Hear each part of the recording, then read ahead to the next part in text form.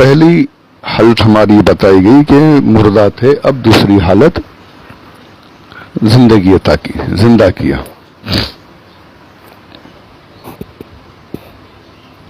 اور زندہ ایسا کہ ہر سہولت کے ساتھ زندگی کے تمام لوازمات، جو کچھ ضروری تھا، ساری چیزیں، ساری ضرورتیں تمہاری پوری کی، سب کچھ تمہیں عطا فرمایا، ایسی زندگی تمہیں دی. اور جتنی تمہاری عمر تھی، جتنا اس دنیا میں تمہارا قیام تھا، اتنی حد تک تمہیں زندہ رکھا، حیات دی. حیات کیا ہے؟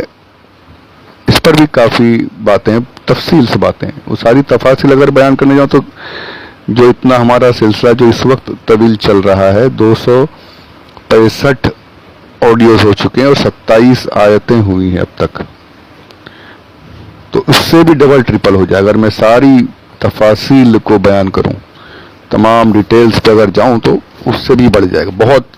یعنی سوال ہی نہیں اٹھتا کہ اس چھوٹی سی زندگی میں مکمل کر سکیں.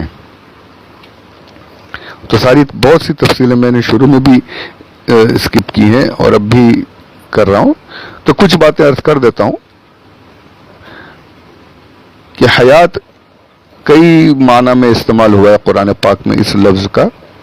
زمین کو بھی زندہ کیا جاتا ہے، اللہ نے قرآن ارشاد میں فرمایا ہے. زمین کا بنجر ہو جانا یہ اس کی موت ہے، اور اسی زمین کا سر سبز ہونا، اناج وغیرہ پیدا کرنا، فصلیں اگانا، یہ زمین کی حیات ہے. کوئی عمل وغیرہ کرنے کا ارادہ، اس کی طاقت رکھنا، قوت عمل، یہ جانداروں کی حیات ہے. وہ طاقت نکل گئی، مردہ ہو گئے، بے حس حرکت ہو گئے، کسی چیز کا ہوش نہیں، کوئی چیز کرنے کی طاقت نہیں، یہ جانداروں کی موت ہے.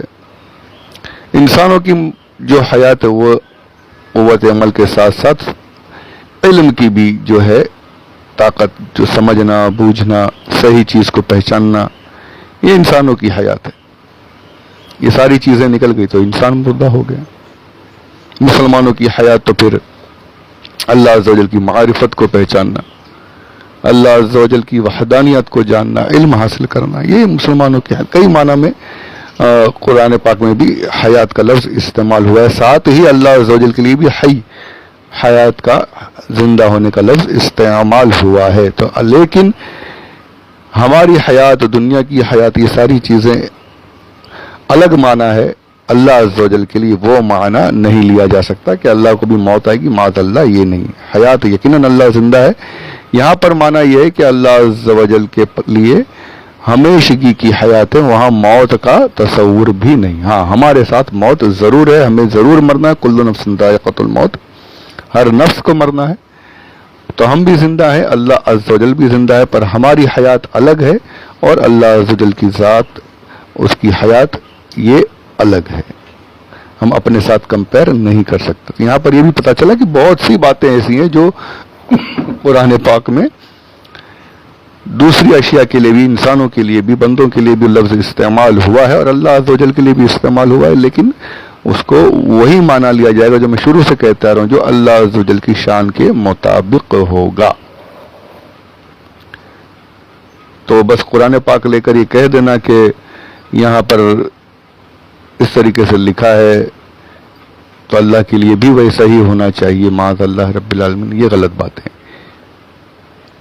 ہم بھی قادر، وہ بھی قادر، جو ہم کر سکتے ہیں وہ بھی کر سکتا ہے. یہ قرآن پاک میں قدرت کا لفظ دونوں کے لیے استعمال ہوا ہے. ہم جھوٹ بولیں تو ہم اللہ سے بڑھ جائیں، معاذ اللہ رب العالمین. اللہ جھوٹ نہیں بولتا. اگر ایسا سوچیں گے تو اللہ کی قدرت کم ہو گئی. یہ سب جہالت کی باتیں، میں نے پیچھے کئی ڈیٹیل سے کافی باتیں کی تھی اس پر. تو اللہ عز و جل کے لیے ہر چیز کا وہی معنی لیا جائے گا جو اللہ عز و جل کی ذات، اس کی شان کے مطابق ہوگا، اس کی شان کو بڑھانے والا ہوگا. درود پاک پڑھ لیں. اللہم صلی علی سیدنا مولانا محمد وعلی آل سیدنا مولانا محمد وبارک وسلم صلاۃ و سلاما علیک یا رسول اللہ صلی اللہ تعالی علیہ وسلم. اب دنیاوی حیات، دنیاوی زندگی کے بعد پھر ارشاد ہو رہا ہے، پہلے مردہ تھے، کہیں کوئی نام و نشان نہیں، زندگی عطا فرمائی، زندہ ہوئے، کچھ کام کیے، کچھ اچھے برے، زندگی تمہیں ملی، اب اس نے تمہیں جلایا، پھر تمہیں مارے گا. یعنی ساری چیزیں اللہ عز و جل کی طرف ہی منسوب ہے.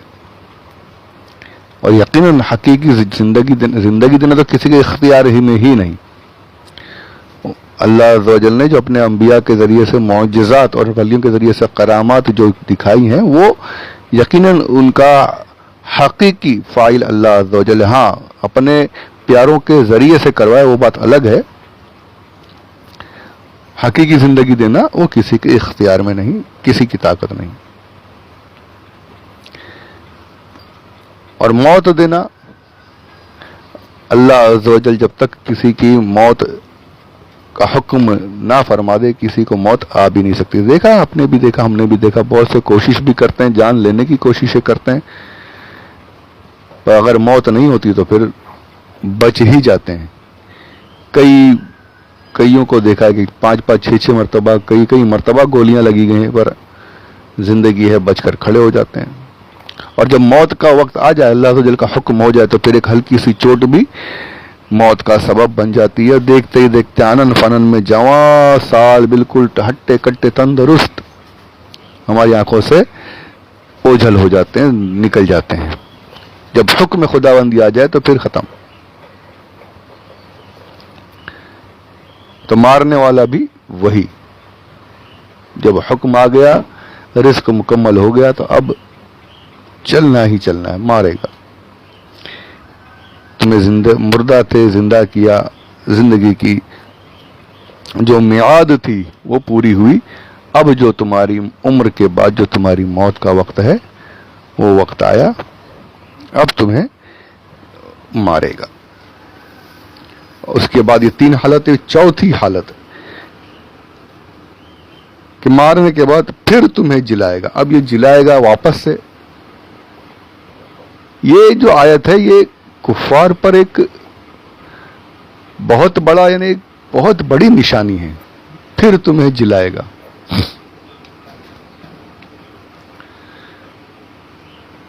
مردہ ہونا بھی مانتے ہیں، پھر پہلی مرتبہ بنایا جانا بھی مانتے ہیں، پھر مرنے کو بھی مانتے ہیں. اب بتایا جا رہا ہے کہ تمہیں واپس زندہ کیا جائے گا. تو جو یہ کہتے ہیں نا کہ یار مر گئے، ایک ہی زندگی ہے، مر گئے ختم، کوئی حشر نشر کچھ نہیں، کوئی سوال جواب نہیں ہونے والا، کوئی جو مر گیا وہ مر گیا، واپس سے کیسا زندہ ہوں گے؟ پہلے تھے، یہ بھی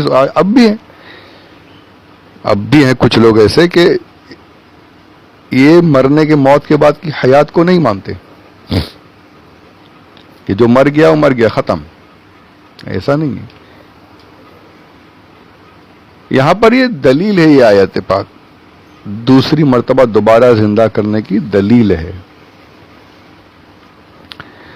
اب زندگی میں دیکھیں کہ کسی بھی چیز کو کرنے کے لیے جو پہلی مرتبہ جو کیا جاتا ہے اس میں ٹائم لگتا ہے.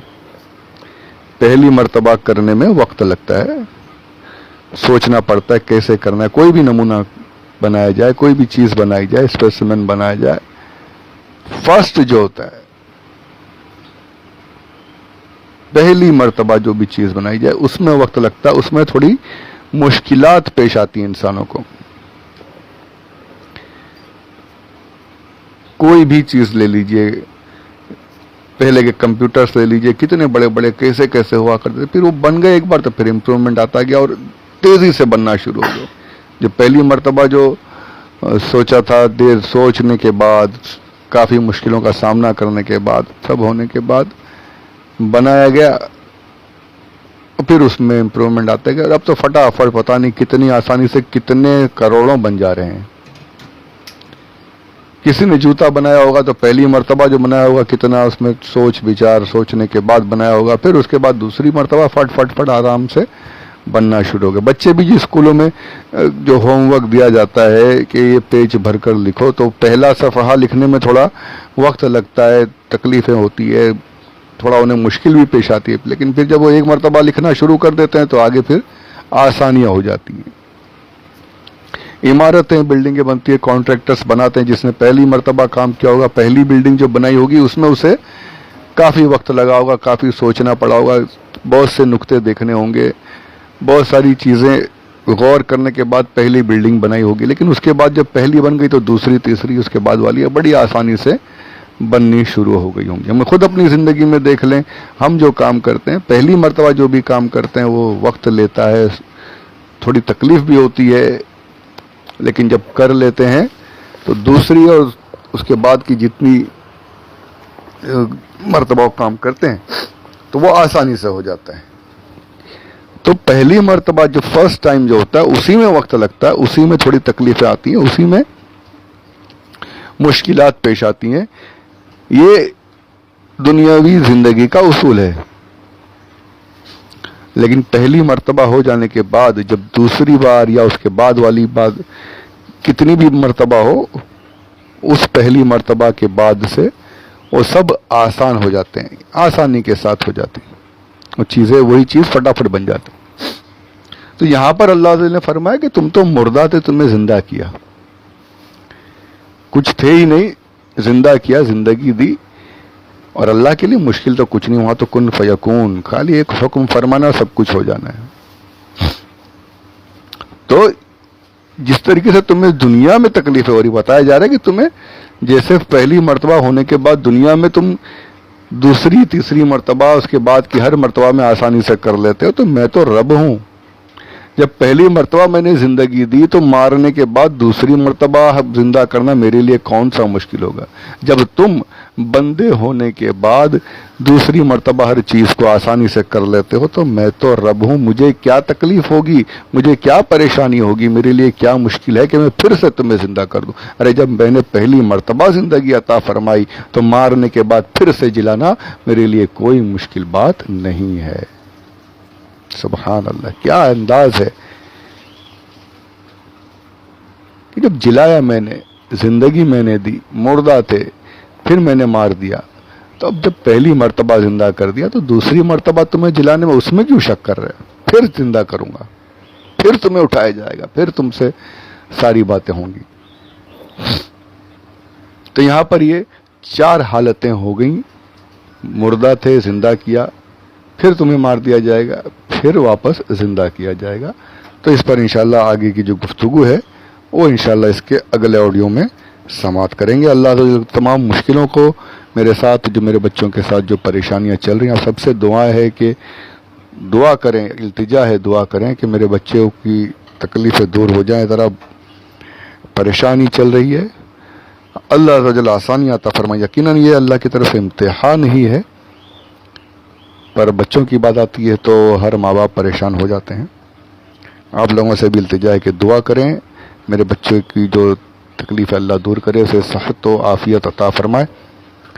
اللہ تمام مسلمانوں کو صحت و عافیت کے ساتھ رکھے، خوشیوں کے ساتھ رکھے، آسانیوں کے ساتھ رکھے. آمین بجاہ النبی الامین صلی اللہ علیہ وسلم. وما علینا الا البلاغ المبین.